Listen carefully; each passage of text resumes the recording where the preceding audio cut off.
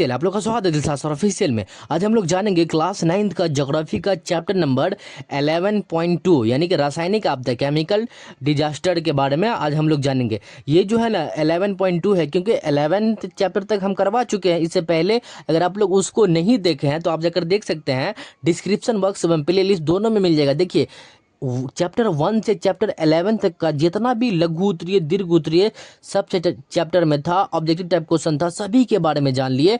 अब हम लोग इस वीडियो में 11.2 जो चैप्टर है रासायनिक आपदा यानी कि केमिकल डिजास्टर, उसके बारे में जितना भी ऑब्जेक्टिव टाइप क्वेश्चन यानी वस्तुनिष्ठ प्रश्न, लघु उत्तरीय दीर्घ उत्तरीय प्रश्न, सभी के बारे में जानेंगे। तो सबसे पहले हम लोग वस्तुनिष्ठ प्रश्न के बारे में जान लेते हैं, ठीक है। तो देखिए वस्तुनिष्ठ प्रश्न में पहला क्वेश्चन है कि भोपाल में रासायनिक गैस रिसाव कब हुआ था। ये क्वेश्चन इंपॉर्टेंट है, कई मर्तबा ऑब्जेक्टिव में ये क्वेश्चन पूछे हुआ कि भोपाल में रासायनिक गैस की रिसाव कब हुआ था। तो 1984 ईस्वी में जो है ना भोपाल में रासायनिक गैस का रिसाव हुआ था, ठीक है। उसके बाद अगला क्वेश्चन कि तूतीकोरिन में 1997 ईस्वी में गैस रिसाव के कौन सी बीमारी उत्पन्न होती थी। तो देखिए ये जो तूतीकोरिन है ना 1997 ईस्वी में एक गैस निकला था जिसके कारण आदमी को उल्टी होना एवं छाती में जलन होना हो गया था। ये बहुत खतरनाक बीमारी हो गया था 1997 ईस्वी में जो ये हुआ था गैस रिसाव। तो उल्टी होना, छाती में छाती जो है यहाँ पे जो है ना हार्ट के पास ये जलन होना, ठीक है। तो ये था दूसरा का आंसर। अब तीसरा देखिए अम्लीय वर्षा, ये अम्लीय वर्षा का सर्वाधिक प्रभाव कहाँ पड़ा है। तो देखिए अम्लीय का वर्षा का जो है ना सर्वाधिक प्रभाव जो है ना दामोदर घाटी क्षेत्र में। ये जो दामोदर घाटी है ना बंगाल की खाड़ी के आसपास जो है वो दामोदर घाटी क्षेत्र में ही अम्लीय वर्षा का सर्वाधिक प्रभाव पड़ता। तो इस तरह से वस्तुनिष्ठ प्रश्न में 3 ही ऑब्जेक्टिव टाइप क्वेश्चन दिया हुआ था, तो तीनों के बारे में जान लिए।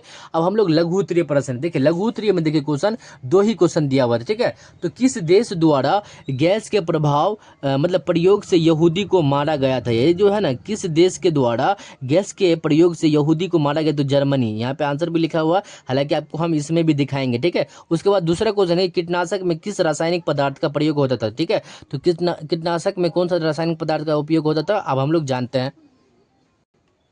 देखिए पहला का आंसर हम लोग जाना है ना कि किस देश द्वारा गैस के प्रयोग से यहूदियों को मारा गया। तो जर्मनी, ठीक है, जर्मनी। उसके बाद अगला क्वेश्चन है कीटनाशक में किस रासायनिक पदार्थ का प्रयोग होता था। तो देखिए DDT, ये जो रासायनिक पदार्थ है ना यानी कि कीटनाशक है ना इसका प्रयोग, DDT एक रासायनिक पदार्थ है, इसका उपयोग होता है। कीटनाशक में किस रासायनिक पदार्थ का उपयोग, तो ये रासायनिक पदार्थ का DDT का उपयोग होता है, ठीक है। तो इस तरह से लघु उत्तरीय प्रश्न का भी आंसर हम लोग जान लिया। अब हम लोग जो है ना दीर्घ उत्तरीय प्रश्न के बारे में जानेंगे।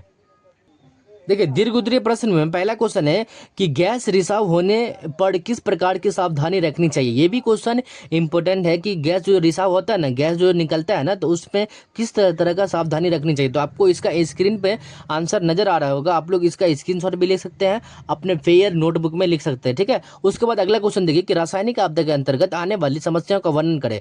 ये क्वेश्चन इंपॉर्टेंट है कि रासायनिक आपदा जो अंतर्गत आने वाली जो भी समस्या है ना उसका वर्णन करें। तो इसका आंसर भी आपको स्क्रीन पे नजर आ रहा होगा, आप लोग इसका स्क्रीनशॉट भी लिख सकते हैं, अपने नोटबुक फेयर में लिख सकते हैं, ठीक है। तो इस तरह से हम लोग चैप्टर 11.2 का जितना भी ऑब्जेक्टिव टाइप क्वेश्चन था, लघु उत्तरीय था, दीर्घ उत्तरीय था, सभी के बारे में जान लिए। मुझे उम्मीद है कि आप लोगों को ये वीडियो अच्छा लगा और अच्छा लगा तो जरूर लाइक कीजिएगा और चैनल पर नहीं तो चैनल को जरूर सब्सक्राइब कर लीजिएगा, ठीक है। मिलते हैं नेक्स्ट वीडियो में, तब तक के लिए जय हिंद, जय भारत।